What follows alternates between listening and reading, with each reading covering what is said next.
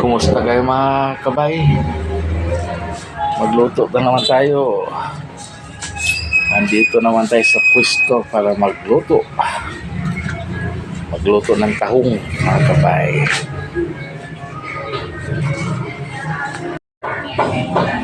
Okay.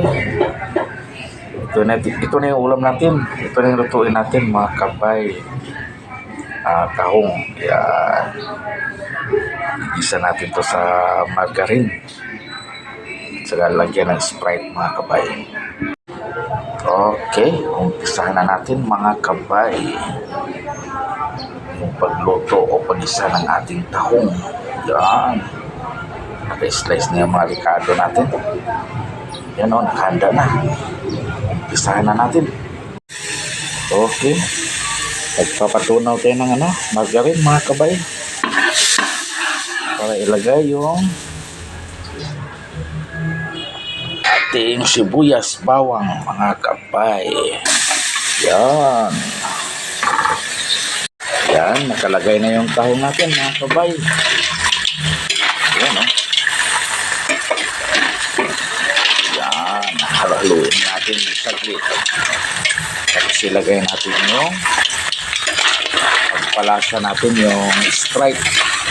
Yan ang isabaw natin mga kabay. Yan. Okay. Okay. Hintayin na lang natin kung ito'y kumukulo na. Mabilis lang maluto ito mga kabay. Yan, maya-maya matikman na natin to. Yan, nakalagay na yung Sprite mga kabay. At dinagdagan natin ng konting tubig. Okay, kumukulo na mga kabay. Yan, ang sarap nito.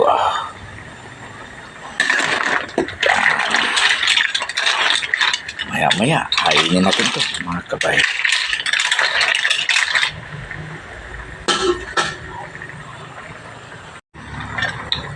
Okay mga kabay, tikman lang natin. Ating plana ito.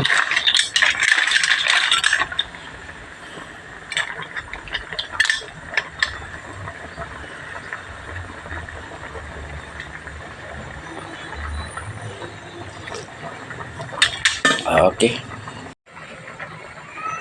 Okay. Amoy, ang sarap ng amoy mga kabay. Yun o, yung ulam natin. Malapit ito maluto. Yan, maya-maya matikman na natin ito.